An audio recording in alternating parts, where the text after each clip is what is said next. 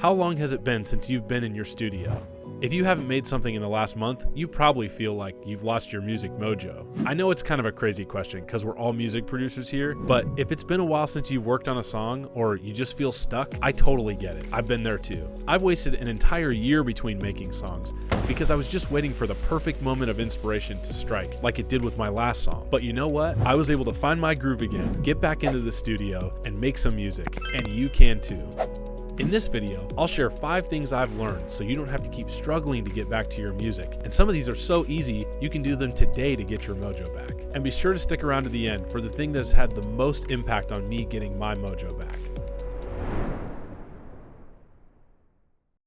The typical studio a lot of us producers like are dark, moody, throw some neon vibes in there, and we feel right at home. We haven't seen the sun in 5 days, and even if we did go outside, because we're vampires, our skin would instantly burst into flames the minute it gets touched by sunlight. But it's a scientifically proven fact that getting outside helps you be more creative. Back in 2012, there was a study done where they tested 56 different hikers at different locations all across the US. And what they did is they had some of these hikers take a creative test before they went out on a 4-day backpacking trip. And the rest of the hikers, they had them take that test after they went out on their trip. Want to know which group did better? That's right, the one that took the test after they went out on their backpacking trip. Actually, they did 50% better than the group that took it before their trip. So the moral of the story? The first thing you should do when you're trying to get your music mojo back is to get outside and give the sun a high five. Do you remember the first time you made a song or something that sounded so cool in your DAW you just couldn't believe it? Why did you make that first song? I'm willing to bet you didn't accidentally stumble and just say, I'm just gonna make a song today. There was something that made you go, I wanna try that. Well, the second thing you can do to get your mojo back is remember your why. Simon Sinek is an author who wrote a book called Start With Why a few years back. The principle in that book is that you need to have a firm grasp of why you're doing something to go accomplish something big. This tip is about grabbing hold of your why that started you down your producer journey in the first place and helping you put yourself mentally back in that place where you had a goal and you were just discovering new things and enjoying making some cool music. So remember your why. For this next one, let me tell you the story of a little girl named Sarah. Now, Sarah had a dad who was very interested in helping her and her brother build some right perspectives about life. And every week they'd sit down at the dinner table and their dad would ask them a very simple but profound question. What did you fail at this week? Pretty perspective shifting question, right? Well, here's where it gets really good. If Sarah had something that she had attempted and failed at that week, her dad would give her a high five. But conversely, if Sarah didn't have anything that she had really failed at or attempted that week, her dad would actually be visibly disappointed. Well, spoiler alert, Sarah is the founder and CEO of a very popular women's clothing brand called Spanx. Now, before I lose you, I know we're music producers and you're sitting there thinking, what does Spanx have to do with music production?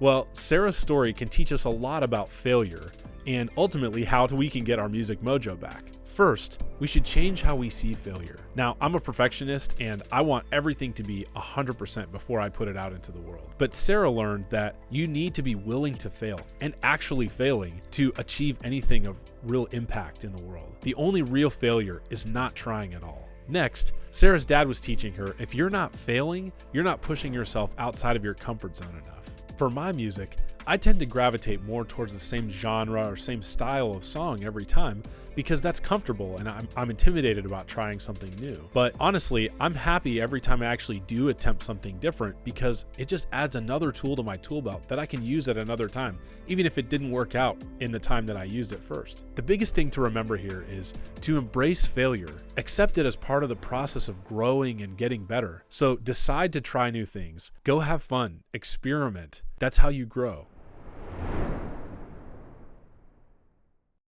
All right, I gotta ask you a question. What's your favorite Rocky movie? If you said Rocky IV, you should probably just subscribe because you're my people. Anyway, Rocky IV has pretty much the most epic montage of all time. In that movie, Rocky is training and challenging himself to be better so he can crush the Russian at the end of the movie. So what does Rocky IV have to do with finding your music mojo? Well, this next tip is to do a challenge. Challenges are amazing at helping you get things done. Just ask Rocky, he beat the Russian. And they don't have to be something epic either.